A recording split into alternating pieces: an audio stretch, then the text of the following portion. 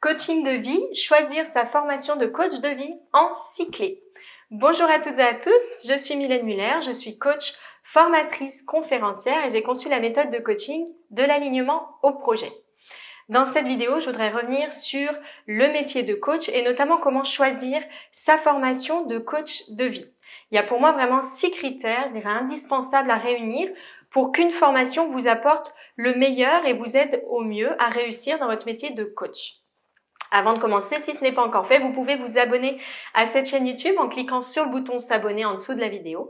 Et puis, vous pouvez cliquer sur la cloche à côté pour activer les notifications. Alors, 6 clés pour bien choisir sa formation de coach de vie. C'est vraiment les 6 éléments qui, pour moi, avec le recul dans mon métier de coach aujourd'hui, ça fait plusieurs années que je suis coach à temps plein. J'ai coaché plusieurs centaines de personnes. C'est vraiment pour moi les 6 éléments que toute formation de coach devrait apprendre à ses futurs coachs pour vraiment leur permettre au mieux de, j'ai envie de dire, s'épanouir pleinement dans ce métier de coach. Alors pour moi, la première clé à respecter, c'est de se tourner vers une formation qui a fait ses preuves. Comment savoir si une formation a fait ses preuves? Eh bien, d'aller voir des témoignages des élèves, leur réussite professionnelle en tant que coach, également voir la réussite des formateurs, les formateurs qui doivent être coachs eux aussi. Attention aux formateurs qui ne font que de la formation, c'est vraiment un métier pratique, on est dans la relation en permanence, dans la conviction, dans l'énergie. Il est vraiment important que vos formateurs soient coachs également par ailleurs. Donc pour moi, ça c'est le premier point, de se tourner vers une formation qui a des résultats. Également, la méthode de coaching enseignée doit présenter des résultats. Il doit y avoir des personnes qui ont été accompagnées grâce à ces outils. On doit pouvoir voir quels sont les résultats de ces personnes. Ça, c'est vraiment important et c'est quelque chose que malheureusement on retrouve très rarement dans les formations. Le deuxième point qui pour moi est essentiel, un deuxième facteur peut-être à surveiller si vous êtes en train de choisir votre formation de coach de vie, c'est vraiment le formateur. Le formateur, pour moi, doit être coach d'une part et il doit incarner un maximum la posture du coach. Le coach a une posture particulière. Le coaching, c'est une relation. Il y a des outils, certes, mais il y a une énergie qui se transmet. Il y a quelque chose d'invisible. Il y a une communication qui dépasse les mots. Donc, il y a vraiment cette notion pour moi d'ouverture totale à l'autre, à son univers, ses expériences, son vécu. Notion de bienveillance également. Il faut vraiment avoir une vision de la vie pleine d'énergie, tourner résolument vers la solution, vers le positif, vers le côté proactif, les opportunités, les ressources aussi. Donc, il doit y avoir vraiment une posture alignée de la part de la personne qui vous transmet ces informations. Si elle-même n'a pas cette posture alignée, ça va être difficile pour vous, je pense, de l'acquérir. Donc, il est vraiment pour moi important de pouvoir connaître la personne qui va vous former et de voir bien comment cette personne est, tout simplement sentir son énergie avant de s'engager.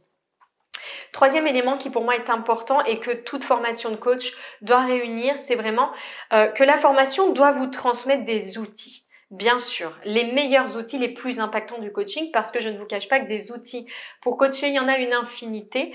Donc, je pense que c'est bien d'aller à la structure, peut-être organiser ces outils pour que ce soit clair et simple à utiliser un maximum. Mais au-delà des outils, je crois vraiment qu'une formation doit inclure énormément de pratiques. Et j'ajouterais, si possible, et ça c'est vraiment rarement le cas, inclure de la supervision de pratique.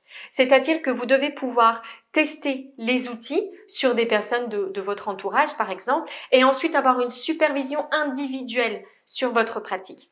C'est-à-dire que votre coach formateur doit pouvoir regarder, écouter ce que vous avez fait en coaching et puis vous faire des propositions. Peut-être vous partager ce que lui, elle aurait fait. Peut-être vous aiguiller, vous orienter, relever ce qui va, ce qui ne va pas. Aussi fou que ça puisse paraître, il y a très rarement de supervision individuelle dans les formations de coach et je pense vraiment que c'est un point clé.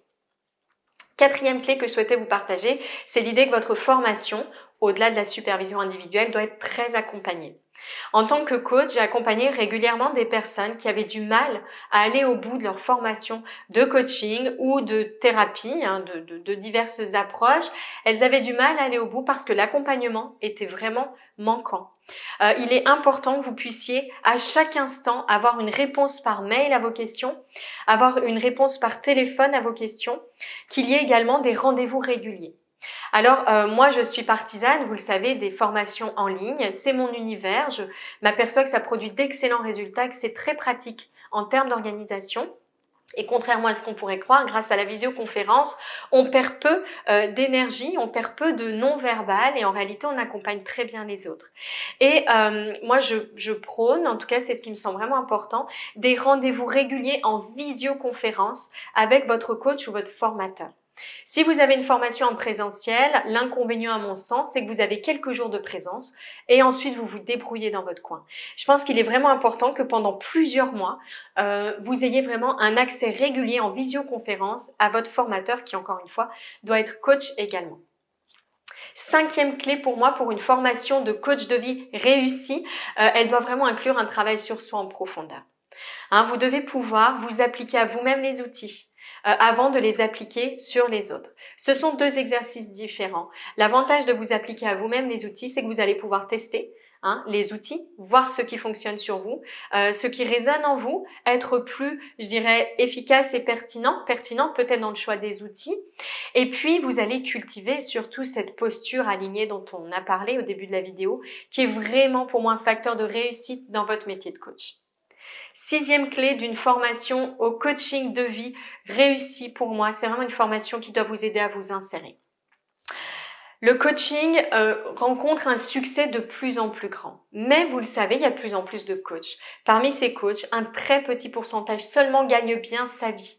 Pourquoi? À mon sens, il y a les clés que je viens de partager, il y a également ça. Cette notion de compétence entrepreneuriale.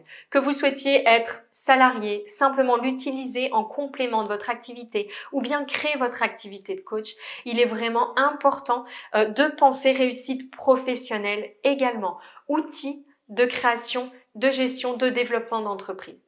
Donc, par rapport à votre choix de formation, je vous invite à voir quelle est la réussite, par exemple, des formateurs coach. Est-ce qu'ils gagnent leur vie avec le coaching ou est-ce qu'ils gagnent leur vie avec la formation? Ce sont deux métiers différents. Donc ça, pour moi, c'est vraiment un point à vérifier. Et puis, vérifiez aussi que vous avez accès à des ateliers concrets, pas juste de la théorie de développement d'entreprise, parce que la théorie, on la trouve partout sur Internet, c'est très facile d'avoir des grandes théories. Sur le marketing, par exemple, ou la communication, en réalité, il y a des choses qui marchent très bien, il y a des choses qui marchent beaucoup moins bien, en logique 80-20, donc essayez vraiment de vérifier que vous avez accès à des choses très très concrètes sur la réussite de votre installation en tant que coach pour réussir à vivre de votre métier de coach. Pour moi, ce sont les 6 clés essentielles d'une formation au coaching de vie. Comme vous vous en doutez, la formation de coach que j'ai conçue, elle répond à ces 6 critères qui pour moi sont vraiment essentiels et d'autres encore, mais je voulais vraiment me concentrer sur ce qui à mon sens doivent être les 6 premières clés dans votre choix de formation. Si cela vous intéresse, que vous souhaitez en savoir plus sur cette approche, le coaching de l'alignement au projet et sur cette formation de coach, eh bien, je vais vous mettre un lien vers la page qui présente en détail cette formation en dessous de cette vidéo, puis également en fiche de cette vidéo. N'hésitez pas si des éléments ne vous semblent pas suffisamment clairs pour bien choisir votre formation de coach. On se fera un plaisir de vous répondre. Passez une très belle journée. À bientôt.